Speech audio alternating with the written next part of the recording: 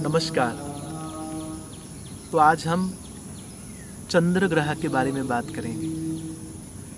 चंद्र ग्रह ज्योतिष शास्त्र में अगर देखें सबसे तेज चलने वाला ग्रह है। वो किसी भी राशि में 2.5 दिन से ज्यादा नहीं रुकते हैं। इसीलिए मन, चंद्रमा का कारक मन बताया गया है। मन भी एक जगह पर नहीं टिकता है, घूमता ही रहता है।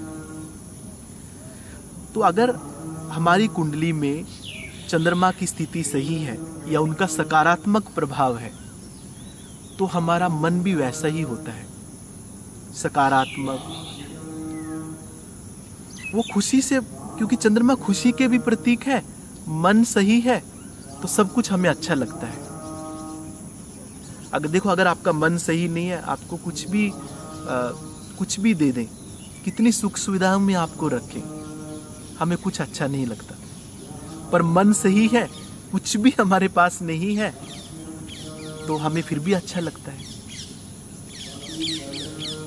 चंद्रमा को जनता के रूप में भी देखते हैं कि लोग आपको कितना पसंद करेंगे, कितना नापसंद करेंगे।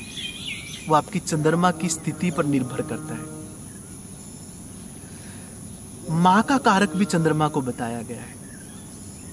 आपकी माँ के साथ आपका संबंध कैसा होगा वो भी हम चंद्रमा से देखते हैं।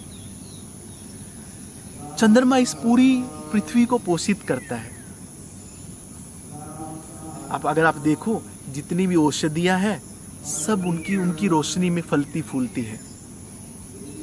उनके आशीर्वाद से हम भी जीवन में और आगे बढ़ते हैं। चंद्रमा को भावनाओं के रूप में भी देखते हैं। वो हमारी भावनाओं को भी नियंत्रित करता है। अगर आप देखें किस प्रकार भावनाओं पर चंद्रमा का असर होता है।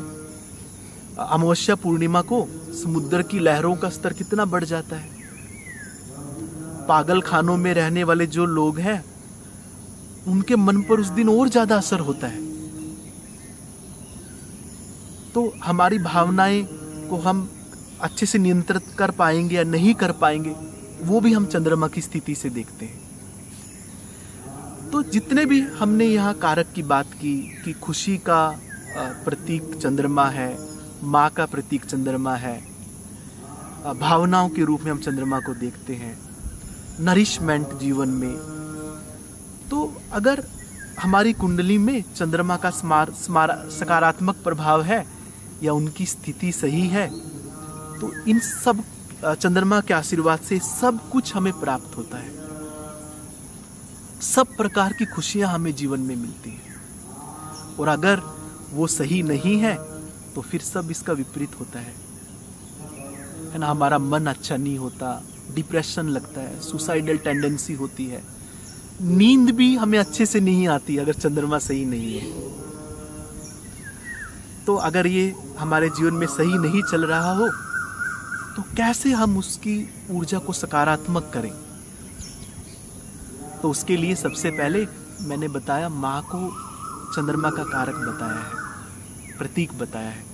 तो कभी भी माता जी को दुख नहीं देना चाहिए, उनको हमेशा खुश रखें। फिर दूसरा, अपने मन को हमें अभ्यास से हमेशा नियंत्रित करना है। वो कैसे कर सकते हैं?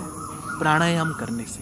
जितना हमारा ऊर्जा का स्तर बढ़ेगा हमारा मन उतना ही रुकेगा, उतना ही स्थिर होगा।